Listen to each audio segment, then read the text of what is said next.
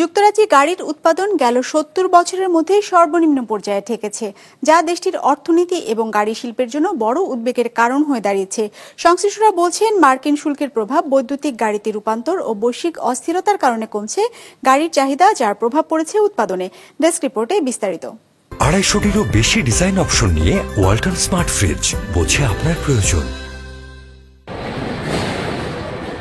একসময় যুক্তরাজ্যের গাড়ি তৈরির কারখানাগুলো ছিল কর্মচঞ্চল, কিন্তু এখন সেই চিত্র অনেকটাই ভিন্ন। সাম্প্রতিক তথ্য অনুযায়ী গত এপ্রিলে যুক্তরাজ্যে উৎপাদিত গাড়ির সংখ্যা ছিল ৫৯,০০০-এর কিছু বেশি, যা কোভিড-১৯ লকডাউনের সময় বাদ দিলে ১৯৫২ সালের পর সর্বনিম্ন গাড়ির উৎপাদন।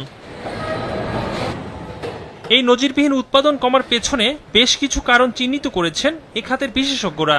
এর মধ্যে অন্যতম মার্কিন শুল্কের প্রভাব। প্রেসিডেন্ট ডোনাল্ড ট্রাম্প ইস্পাত, অ্যালুমিনিয়াম এবং গাড়ি আমদানিতে ২৫% শুল্ক আরোপ করে রেখেছেন, যা জাগুয়ার, ল্যান্ড রোভার, অ্যাস্টন মার্টিনের মতো গাড়ি রপ্তানিকারকদের জন্য মারাত্মক ক্ষতির কারণ হয়েছে। গাড়ি শিল্পের জন্য আরেকটি বড় চ্যালেঞ্জ হলো তেলের গাড়ি থেকে ইলেকট্রিক গাড়ির দিকে রূপান্তর।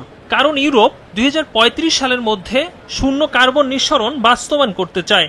গাড়িতে নতুন প্রযুক্তি স্থানান্তরিত হওয়াটাও একটি জটিল প্রক্রিয়া, যার কারণে স্বল্প মেয়াদে উৎপাদন ব্যাহত হচ্ছে।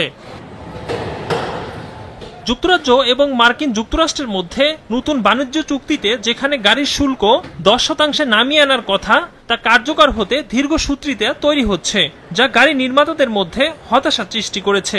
শুধু যুক্তরাজ্য নয়, জার্মানি, ইতালি, ফ্রান্স এবং জাপানের মতো অন্য বড় গাড়ি উৎপাদনকারী দেশগুলোও একই ধরনের সংকটের মুখোমুখি।